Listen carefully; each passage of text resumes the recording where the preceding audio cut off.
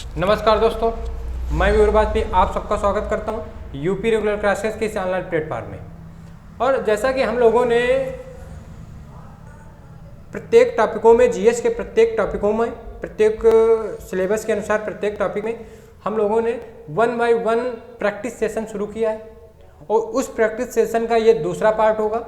यदि आपने पहला पार्ट नहीं देखा तो उस पार्ट को जरूर देखिएगा, क्योंकि हम लोग मिडवल हिस्ट्री अर्थात 712 से अरब आक्रांताओं से लेकर 1947 तक के भारत विभाजन की बात करेंगे।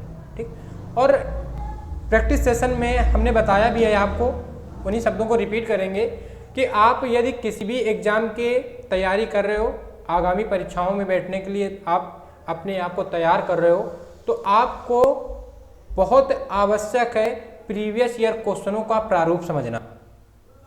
लर्निंग आप पढ़ते रहो जैसे पढ़ रहे हो, लेकिन उस लर्निंग में उस टॉपिक से संबंधित किस प्रकार के एग्जाम सेटर ने क्वेश्चन बनाए हैं उस बात को समझना बहुत आवश्यक है। उसी क्रम में हम ये दूसरा वीडियो होगा, दूसरी क्लास होगी, और ये क्लास संबंधित है दिल्ली सल्तनत से। जैसा कि हमने दिल्ली सल्तनत में हमें पता है कि 5 राजवंश हुए, उन पांचों ने क्रम बाय क्रम अपनी सत्ता का प्रयोग किया। उसी क्रम में पहला वंश आता है गुलाम वंश। ठीक, उसी के पहला क्वेश्चन आपकी स्क्रीन पे रहेगा गुलाम वंश से, ये रहा। देखो, गौरी की मृत्यु 1206 में होने के बाद अमीर वर्गों ने ऐबक को शासक बनाने के लिए या ऐबक को भारत की सत्ता संभालने के लिए आमंत्रित किया। अब ऐबक एक तो गुलाम था, उसको ये थोड़ा सा अच्छा कम लग रहा था, लेकिन गौरी के कोई संतान ना थी, तो गौरी ने ये कथन कहा है कि मेरी कोई संतान नहीं है, लेकिन मेरे ये 1000 गुलाम ही मेरे संतान हैं, और यही मेरे धर्म का, मेरी नीतियों का अनुसरण करेंगे, उसको आगे बढ़ाएंगे। उसी क्रम में उसका सबसे अच्छा गुलाम ऐबक था। तो ऐबक गुलाम था, तो दिल्ली सल्तनत में जब ये बैठता है तो इसने गुलाम वंश की स्थापना कर दी। पहला क्वेश्चन यही, गुलाम वंश का संस्थापक कौन है? तो गुलाम वंश का संस्थापक है कौन? ऐबक। जून 1206 में इसका राज्याभिषेक हुआ। ठीक, जब इसका राज्याभिषेक हुआ तो इसने अपनी राजधानी क्या बनाई? लाहौर बनाई। ये याद रखना है, इल्तुतमिश ने दिल्ली राजधानी नहीं बनाई, ऐबक ने अपनी राजधानी दिल्ली नहीं बनाई, क्या बनाई है? लाहौर बनाई है। नेक्स्ट क्वेश्चन, गुलाम वंश का प्रथम शासक कौन था? तो वही शासक रहेगा जिसने स्थापना की है। गुलाम वंश का जो संस्थापक है कौन है? ऐबक है। अगला क्वेश्चन, दिल्ली सल्तनत का कौन सा सुल्तान लाख बख्श के नाम से जाना जाता था? तो लाख बख्श के नाम से जाना जाता है ऐबक, कुतुबुद्दीन ऐबक। क्यों? क्योंकि ये उदार हृदय का था, इस वजह से लाख बख्श कहा गया। इसे मलिक हुआ सिपह सलार,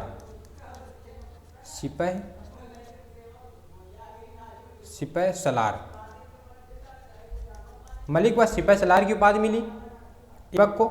लाख बख्श भी कहा गया, मलिक व सिपह सलार भी कहा गया, हातिम ताई भी कहा गया,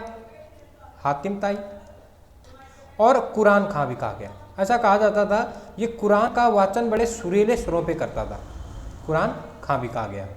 तो ये कुरान खां, हातिम ताई, मलिक व सिपह सलार और एक कौन? लाख बख्श। ये चारों बातें किससे संबंधित है? ऐबक से संबंधित है। अगला क्वेश्चन, कई 2.5 दिन का झोपड़ा का निर्माण 2.5 दिन का झोपड़ा क्या है? तो 2.5 दिन का झोपड़ा जो है ये मस्जिद है। निर्माण किसने करवाया? तो ऐबक ने करवाया। कहाँ करवाया? अजमेर में करवाया। ठीक, और कहा जाता है कि जो 2.5 दिन का झोपड़ा है ये विसल देव चौहान वंश के शासक थे, उनके द्वारा यहाँ पे सरस्वती संस्कृत कंठारन विश्वविद्यालय बनवाया गया था। उसी संस्कृत विश्वविद्यालय को तुड़वाकर ऐबक ने 2.5 दिन का झोपड़ा बनवाया। ये 2.5 दिन का झोपड़ा है क्या? तो मस्जिद है। अगला क्वेश्चन, कुबुत उल इस्लाम मस्जिद और 2.5 दिन का झोपड़ा, क्वेश्चन महत्वपूर्ण है। कह रहा कुबुत उल इस्लाम मस्जिद भी किसने बनवाया है? ऐबक ने बनवाया है। कहाँ बनवाया? दिल्ली में। और हमने बात की 2.5 दिन की झोपड़े की, ये कहाँ बना है? ये बना है अजमेर में। तो डी नंबर इसका सही हो जाएगा। लेकिन कुबुत उल इस्लाम मस्जिद में याद आपको क्या रखना है कि कुबुत उल इस्लाम मस्जिद का निर्माण उत्तर भारत में पहली इस्लामिक मस्जिद मानी जाती है। पूछे उत्तर भारत की पहली इस्लामिक मस्जिद कुबुत उल इस्लाम मस्जिद मानी जाती है। ठीक, अगला क्वेश्चन, कुतुब मीनार किसके द्वारा पूरा कराया गया? बहुत महत्वपूर्ण क्वेश्चन है कि कुतुब मीनार किसके द्वारा पूरा कराया गया। तो समझो कि कह रहा कुतुब मीनार किसके द्वारा, तो कुतुब मीनार का निर्माण किसने शुरू किया था? तो ऐबक ने शुरू किया। ठीक, इसके बाद न्यू का मामला ऐबक ने कर दिया। इसके बाद पूरा कराने का श्रेय गया इल्तुतमिश को। तो पूरा कराने के श्रेय में किसकी बात करेगा? इल्तुतमिश, यानी ए नंबर की। लेकिन इसकी चौथी मंजिल बिजली द्वारा क्षतिग्रस्त हो गई थी, तो फिरोज शाह तुगलक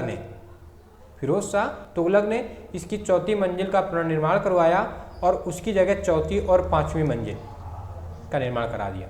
तो वर्तमान में कुतुब मीनार कितने मंजिला है? 5 मंजिला है। 5 मंजिला है। तो पूर्ण कराने का श्रेय किसका? इल्तुतमिश का। पूर्ण कराने का श्रेय है इल्तुतमिश का। लेकिन किसने कुतुब मीनार के निर्माण में सहयोग किया? तो ऐबक ने, इल्तुतमिश ने और फिरोज शाह तुगलक ने। अगला क्वेश्चन, क्या कुतुबुद्दीन ऐबक की राजधानी क्या रही? लाहौर रही। लाहौर क्यों? क्योंकि जब ये गुलाम वंश का संस्थापक बना, इसने भारत की सत्ता संभालने की सोची, तो इसके ही सहयोगी थे। एक का नाम था नासरुद्दीन कुबाचा और एक का नाम था यलदौज। ये इसके घोर विरोधी हो गए। ठीक, नासरुद्दीन कुबाचा से इसने अपनी बहन की शादी कर दी ऐबक ने। ऐबक की बहन की शादी हो गई किससे? नासरुद्दीन कुबाचा से। तो ये तो इसका सहयोगी बन गया ऐबक का। लेकिन यलदौज से हमेशा ऐबक डरता रहा, इसलिए ये कभी दिल्ली ना आया। इसने लाहौर से ही शासन सत्ता संभाली। तो लाहौर राजधानी किसने बनाई? ऐबक ने। अगला क्वेश्चन, सुल्तान कुतुबुद्दीन ऐबक की मृत्यु कैसे हुई? ठीक, 1210 में क्या था कि 1210 में एक चौगान खेल रहा था। चौगान का मतलब वर्तमान का पोलो, यानी घोड़े में 4 लोगों द्वारा खेला जाने वाला खेल होता है। तो चौगान कीड़ा या पोलो कीड़ा घोड़े से खेला जाता है। उस दौरान ये घोड़े से गिरा और इसकी मृत्यु हो गई। तो इसका आंसर कौन सा मिल रहा है? D number. अगला क्वेश्चन, क्या दिल्ली का वह प्रथम सुल्तान जिसने नियमित सिक्के जारी किए तथा दिल्ली को अपनी साम्राज्य की राजधानी घोषित किए? ये वही सुल्तान है जो दिल्ली सल्तनत का वास्तविक संस्थापक माना गया। नाम आता है इल्तुतमिश का। ऐबक ने राजधानी क्या रखी है? लाहौर। इल्तुतमिश ने राजधानी क्या बना दी? दिल्ली सल्तनत का वास्तविक संस्थापक कौन? इल्तुतमिश को गुलामों का गुलाम कहा गया, क्योंकि ऐबक गौरी का गुलाम और ऐबक का गुलाम था इल्तुतमिश। हालांकि बाद में ऐबक ने इल्तुतमिश से अपनी पुत्री की शादी कर दी, तो गुलाम व दामाद दोनों की बात करता है। तो इल्तुतमिश को गुलामों का गुलाम कहा जाता है। ठीक, ये एक इल्बरी तुर्क था। इल्तुतमिश इल्बरी तुर्क था। तुर्कों की 65 जातियां होती हैं, उनमें एक ये था। अगला क्वेश्चन, निम्नलिखित में से कौन इल्तुतमिश के राज्यकाल में सल्तनत की राजधानी रही? महत्वपूर्ण क्वेश्चन, दिल्ली। आंसर वही होगा। हम वही कहते हैं कि प्रीवियस ईयर क्वेश्चन का प्रारूप समझने से आपको इस बात का अंदाजा होता है कि एग्जाम सेटर पेपर में क्वेश्चनों को कैसे मोड़ रहा है। आंसर वही है, शब्दावलियां उसने चेंज कर दी। अगला क्वेश्चन, कह रहा है सल्तनत के निम्नलिखित सुल्तानों में किसने सर्वप्रथम अपनी राजधानी दिल्ली, वही फिर क्वेश्चन, किसने बनाई? इल्तुतमिश ने। अगला क्वेश्चन, दिल्ली का प्रथम मुस्लिम शासक कौन था? दिल्ली का प्रथम मुस्लिम शासक वही था जो दिल्ली की राजधानी बनाता है, वास्तविक संस्थापक माना गया। कौन? इल्तुतमिश। अगला क्वेश्चन, कह रहा मुस्लिम शासक जिसका साम्राज्य दार उल इस्लाम का एक भाग था। दार उल इस्लाम का मतलब है, आपको ये बात पता होगी, बस समझना है क्या है कि इल्तुतमिश ने बगदाद के खलीफा से सनद प्राप्त करके, यानी अपने आप को वैधानिक राजा घोषित किया। ठीक, संप्रभुताशाली घोषित किया। यानी किससे? बगदाद के खलीफा से सनद प्राप्त की। तो जब सनद प्राप्त की तो ये बगदाद के खलीफा के अधीन आ गया।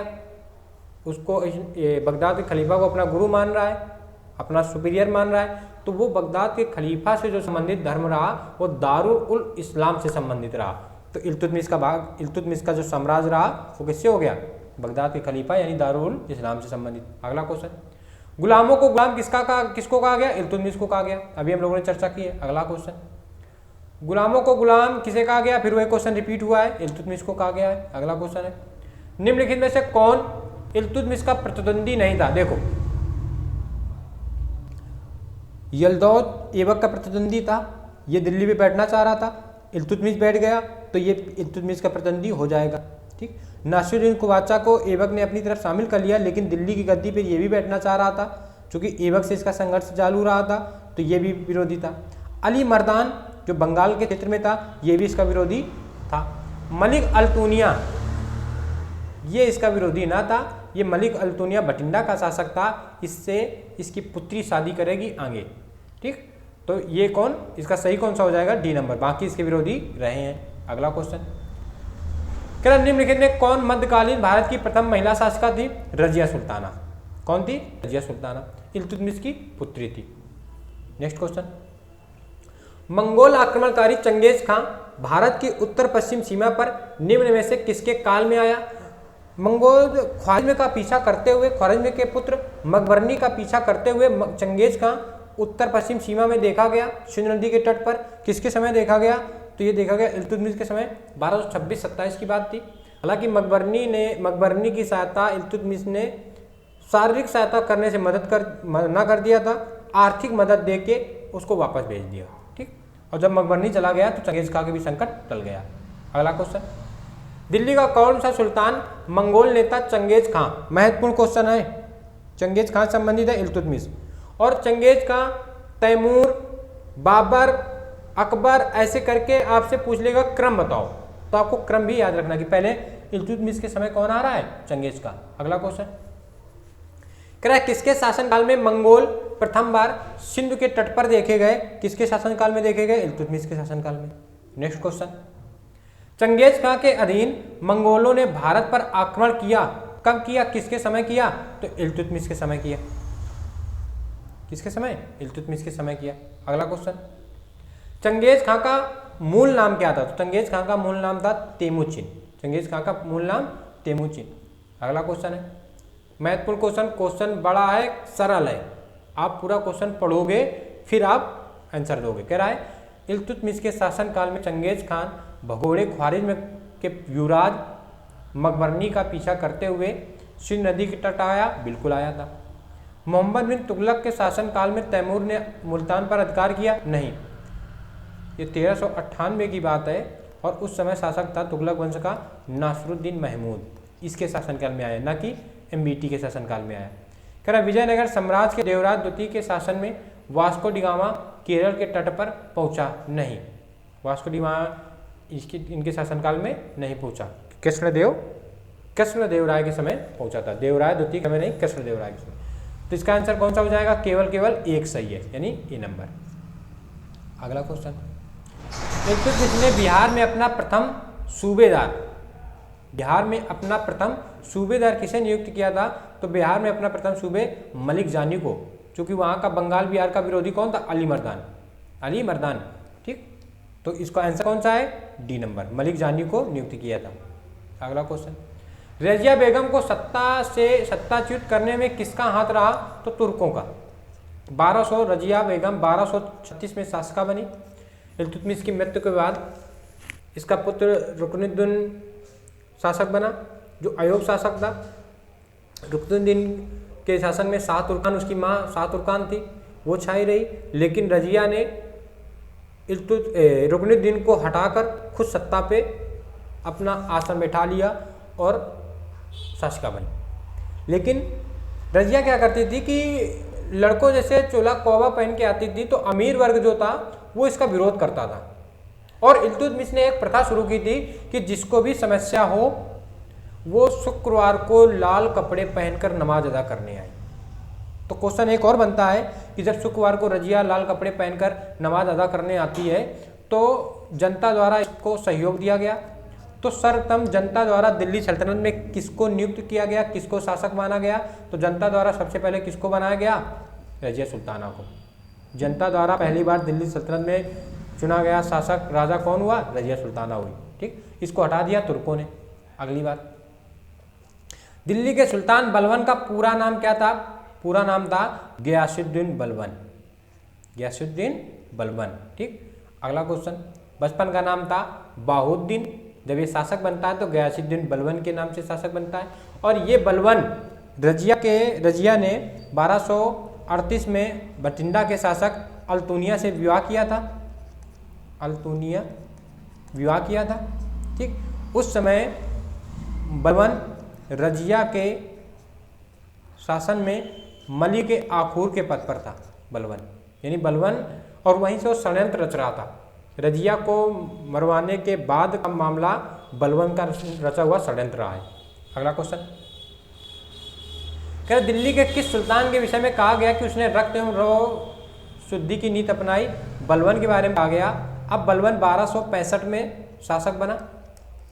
रजिया के बाद 2-3 शासक बने जो उतने महत्वपूर्ण ना रहे, लेकिन बलबन से पहले का एक शासक है। बलबन ने उस शासक के साथ अपनी पुत्री की शादी करता है, उसका नाम था नासरुद्दीन महमूद। नासरुद्दीन महमूद दिल्ली सल्तनत का या गुलाम वंश का एक ऐसा शासक हुआ जो साधारण जीवन व्यतीत करता था, और ऐसा भी कहीं कहीं मिलता है कि जो टोपी सीकर अपना जीवन व्यतीत करता था। दूसरी बात पूछेगा, राजा दरवेश किसको कहा गया? तो राजा दरवेश कहा गया नासरुद्दीन महमूद को। राजा दरवेश क्यों कहा गया? क्यों? इस वजह से कहा गया क्योंकि ये कुरान की नकल करता था। फिर पूछेगा कि दिल्ली सल्तनत में किस शासक द्वारा कुरान की नकल की जाती थी? नासरुद्दीन महमूद के द्वारा। इस नासरुद्दीन महमूद ने बलबन को उलूम खां की उपाधि दी। फिर क्वेश्चन पूछता है कि बलबन को उलूम खां की उपाधि किसने दी? नासरुद्दीन महमूद ने। नासरुद्दीन महमूद ने। ठीक, नासरुद्दीन महमूद की 1265 में मृत्यु होने के बाद प्रत्यक्ष रूप से बलबन आ गया। इससे पहले अप्रत्यक्ष रूप से बलबन ने सत्ता संभाली। अब बलबन बना। कह रहा किस दिल्ली सुल्तान ने रक्त एवं, वही क्वेश्चन है, क्वेश्चन रिपीट हुआ है, बलबन है। ठीक, अगला क्वेश्चन कथन कारण पे है, लेकिन बहुत सरल है, आप धैर्यता पूर्वक पढ़िएगा, क्वेश्चन आप कर दोगे। कह रहा बलबन ने अपने शासन को शक्तिशाली बनाया। बिल्कुल बनाया, हर राजा का काम होता है अपने शासन को शक्तिशाली बनाना, और सारी सत्ता अपने हाथ में केंद्रित कर ली। नासरुद्दीन महमूद की मृत्यु के बाद बलबन प्रत्यक्ष रूप से सत्ता पे आसीन हो गया, यानी अपने हाथ में सारी सत्ताएं केंद्रित कर ली। बिल्कुल सही है, ये नंबर सही है। कारण कह रहा है कि उसने ऐसा क्यों किया? उसमें कारण कह रहा है कि वह उत्तर पश्चिम सीमा को मंगोल आक्रमण से सुरक्षित करना चाहता था? नहीं, इसके लिए उसने उत्तर पश्चिमी सीमा में किलेबंदी की थी। किलेबंदी की थी। ठीक, तो किलेबंदी की थी, उत्तर पश्चिम सीमा की रक्षा करने के लिए किलेबंदी की थी, ना कि सत्ता को केंद्रित किया था, अपने हाथ पे लिया था। तो दूसरा गलत है, पहला सही है। तो ए और आर दोनों सही है, किंतु ए की समुचित व्याख्या आर नहीं है, व्याख्या आर नहीं है। ठीक, इसके कारण से नहीं, उत्तर पश्चिम सीमा को सुरक्षित करना चाहता था, लेकिन उसके लिए उसने किलेबंदी की थी, ना कि सत्ता को केंद्रित किया था। क्वेश्चन सरल है, आप थोड़ा सा धैर्यता से समझोगे। अगला क्वेश्चन, अपनी शक्ति को समेकित करने के बाद बलबन ने भव्य उपाधि जिले लाई, और एक तो उलू का जिले लाई, एक थी नियामत ए खुदाई, एक थी फर्रे इज़्दी। दूसरी बात, बलबन ने कथन कहा कि सुल्तान पृथ्वी पर ईश्वर का प्रतिनिधि है और सुल्तान को निरंकुश होना आवश्यक है। ये बात किसने कही? बलबन ने। और क्या कही कि जो अमीर वर्ग है, ये जो सैनिक वर्ग है, ये सुल्तान के कार्य में हस्तक्षेप न करेंगे। तीनों बातें याद रखनी है। उसमें सबसे महत्वपूर्ण बात आती है कि किस सुल्तान ने ये कहा कि सुल्तान का निरंकुश होना आवश्यक है? तो बलबन ने कहा। अगला क्वेश्चन, वह प्रथम मुस्लिम शासक कौन था जिसने शासन के सिद्धांत के, राजाओं के ईश्वरीय अधिकार सिद्धांत के समान प्रतिपादित किया। क्वेश्चन जो हमने पहले में व्याख्या में चर्चा की उसी का प्रारूप है। वो व्यक्ति है बलवन। कौन है? बलवन।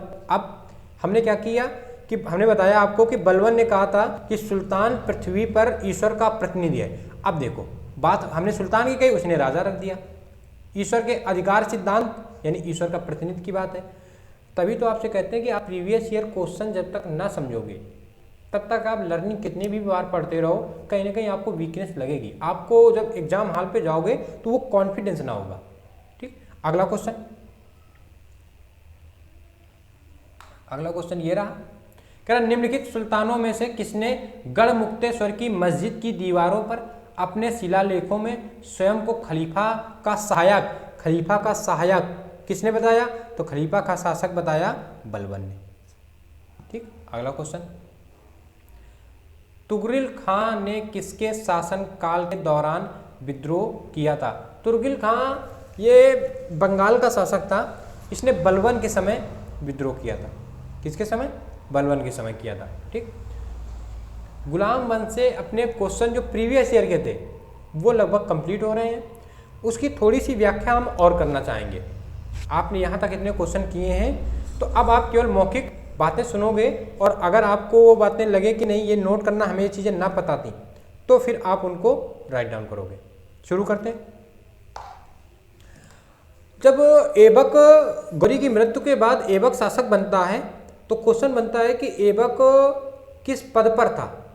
तो उस समय ऐबक आमिर आखूट के पद पर था। आमिर आखूट के पद पर था। अब ऐबक ने सारे कार्य किए। कुतुब मीनार का निर्माण करवाया, 2.5 दिन के झोपड़े का निर्माण करवाया, कुबत उल इस्लाम मस्जिद का निर्माण करवाया। ठीक, उसने 3-4 उपाधियां ली। सिपाही मलिक व सिपाही सलार की उपाधि ली, हातिम ताई की उपाधि ली, लाख बख्श कहा गया। ठीक, और उसको एक कुरान खां भी कहा गया। इसके बाद जब उसका गुलाम व दामाद इल्तुतमिश शासक बना तो फिर क्वेश्चन बनता है कि इल्तुतमिश शासक बनने से पूर्व कहाँ का गवर्नर था? तो बदायूं का गवर्नर था। कहाँ का? बदायूं। बदायूं ये अपना यूपी का बदायूं। ठीक, अब इल्तुतमिश ने क्या किए? शासन सत्ता को अच्छा स्थापित करने के लिए सनद प्राप्त कर लिया, वैधानिक शासक माना गया, वास्तविक संस्थापक गुलाम वंश का माना गया। दूसरी बात इल्तुतमिश के समय क्या हुई कि इल्तुतमिश ने चांदी के सिक्के चलाए और तांबे के सिक्के चलाए। क्वेश्चन ये बनता है, क्या बनेगा कि इल्तुतमिश ने चांदी के जो सिक्के चलाए उनको क्या कहा गया? तो चांदी के सिक्कों को कहा गया टंका। ये किसके थे? चांदी के। और क्या कहा? तांबे के जो सिक्के चलाए उनको क्या कहा गया? तो जीतल। क्या? चांदी के सिक्कों को कहा गया टंका और तांबे के सिक्कों को कहा गया जीतल। दोनों याद रखने हैं। पूछेगा चांदी का टका व तांबे का जीतल किस शासक ने चलाया? इल्तुतमिश ने। इल्तुतमिश ही एक पहला ऐसा शासक हुआ जिसने अपने पुत्री के नाम के सिक्के चलवाए। किसके नाम के? पुत्री के नाम के सिक्के चलवाए। ठीक, 1236 में जब रजिया सुल्तान बनती है, रजिया शासिका बनती है, रजिया अमीर वर्गों से तो विरोधी हो गई। तुर्कों ने इसको सत्ता से अलग कर दिया। 1238 में क्या हुआ कि इसने बतिंडा के शासक अल्तुनिया से विवाह कर लिया। और जब ये सिंध विजित की तरफ बढ़ रही थी तो हरियाणा कैथल के निकट इसकी अल्तुनिया की और रजिया की खोखर जाटों ने हत्या कर दी। दोनों याद रखना है कि रजिया की हत्या कहाँ होती है? तो कैथल के निकट। ठीक, अब इसके बाद एक शासक बनता है रुकनुद्दीन महमूद शाह। कोई खास शासक न था। इसके बाद फिर एक शासक बनता है महमूद शाह भी कोई शासक न रहा। बलवन ने षड्यंत्र रचा। षड्यंत्र रचने के बाद 42 में 46 तक उसको सत्ता से बाहर कर दिया और अपने दामाद नासरुद्दीन महमूद को शासक बना दिया और सारी शक्तियां अप्रत्यक्ष रूप से अपनी तरफ करी। और इसके बाद बलवन ने जो रणनीति अपनाई, जो हमने बात की कि अपने आप को भारत में पृथ्वी में ईश्वर का प्रतिनिधि माना और सारी बात समझी है। तो वो क्वेश्चन प्रीवियस ईयर आए हुए क्वेश्चन जो हमने एक्सप्लेन की चर्चा की है, आपको इसको भी राइट डाउन करना है। आगामी परीक्षाओं में आपको दिल्ली सल्तनत से यदि गुलाम वंश से क्वेश्चन पूछ रहा है तो निश्चित ही इनसे क्वेश्चन टकराएगा। यदि आप विगत वर्षों में एग्जाम दिए होंगे तो आपको इसकी जानकारी होगी। मिलते हैं नेक्स्ट वीडियो पे, तब तक के लिए जय हिंद।